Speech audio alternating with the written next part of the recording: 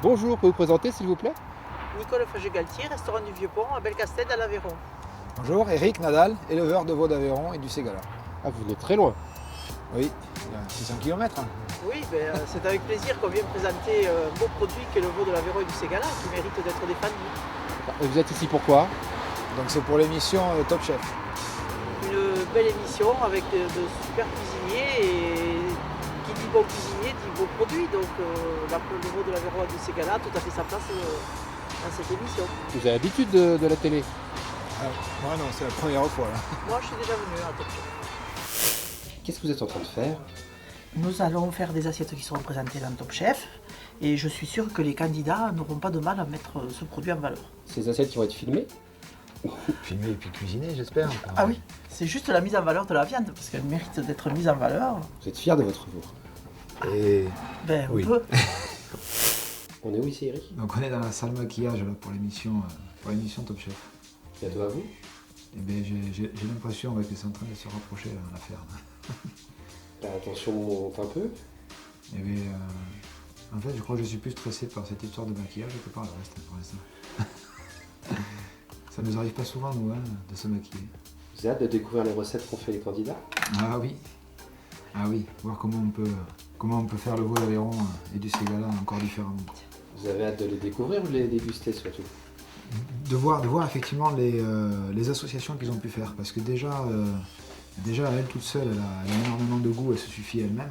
Et le fait qu'un chef comme ça puisse rajouter des choses auxquelles nous on ne pourrait jamais penser dans nos cuisines familiales, quoi, il me tarde de voir ça. Ouais. Vous aimeriez qu'ils préparent quoi surtout? Peu importe. Vous savez, je suis pas cuisinier moi. J'aime bien manger le veau d'Aveyron, mais je suis pas cuisinier. Donc je vais les laisser faire, après je sais pas. Mais qu'ils osent, qu'ils nous surprennent un peu. Vous aimeriez que c'est quoi de voir son produit cuisiné par des grands chefs? C'est assez impressionnant, c'est vraiment impressionnant par rapport aux ingrédients qu'ils vont mijoter avec. Beaucoup de respect et beaucoup de fierté, surtout beaucoup de fierté que le veau d'Aveyron et du Ségala soit mis en valeur comme ça. Non, franchement, beaucoup de fierté. Dis-moi Eric, on est où ici? Donc là, on est dans les vestiaires de l'émission Top Chef. Donc c'est là où sont arrivés les deux compétiteurs. Voilà. Tu viens de passer une interview déjà? Oui, effectivement, on est déjà passé là sur une interview, il y avait un fond vert derrière. C'était quoi comme question? Alors, on a parlé un peu des concurrents, puis surtout par rapport à les impressions qu'on avait, l'humeur qu'on avait, le ressenti. C'est la première fois qu'un producteur est invité à les émissions Top Chef, quoi. Donc un petit peu comment on le vivait, quoi. Et là, le ressenti alors?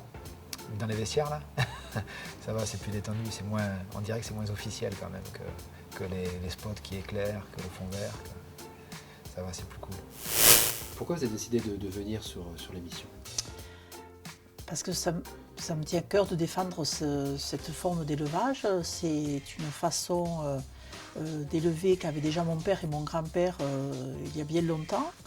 Et voilà, je me reconnais dans cette manière d'élever. C'est des petites exploitations et j'apprécie particulièrement la viande qui est très savoureuse et vraiment unique. Et vous cuisinez que ce veau? Ah oui, au niveau du veau, oui. Nous avons d'autres viandes dans l'Aveyron de qualité, mais au niveau du veau, je ne cuisine que le veau de l'Aveyron et du Ségala. Oui. Je suis au cœur de la région, donc il serait quand même malheureux que j'aille faire autre chose. Alors Eric, ça s'est bien passé? Oui, ça va, ça s'est bien passé. Mais enfin, quand même, j'avais raison d'être un peu inquiet parce que la dégustation, c'est vraiment le plus compliqué dans l'affaire. T'as passé un bon moment? Oui, ça a été un moment très très agréable et puis une fierté d'avoir le veau comme ça qui est mis en avant, c'est bien. Et ton produit il a été bien mis en valeur? Je pense que mon produit effectivement a été mis en valeur. Enfin, comme jamais on aurait pu faire. Voilà, grâce à cette émission, c'est vrai qu'on a pu vraiment en parler, on a pu expliquer ce que c'était. Et les chefs ont fait quelque chose d'extraordinaire qu'on n'aurait jamais fait nous à la maison. J'espère que ça donnera des idées à d'autres chefs dans d'autres cuisines. Il est sympa Stéphane Rothenberg? Ouais. Et François-Régis Gaudry, c'est une belle rencontre. Ah oui, oui par contre, oui. Je le connaissais juste un peu de nom comme ça, je savais que c'était un critique culinaire assez réputé. Mais le fait de l'avoir rencontré comme ça, en chair et en os, de pouvoir pu parler avec lui, et avoir échangé surtout sur les plats, à la fin, une fois qu'on a discuté, on était un peu d'égal à égal, qu'on avait un rapport égal à égal.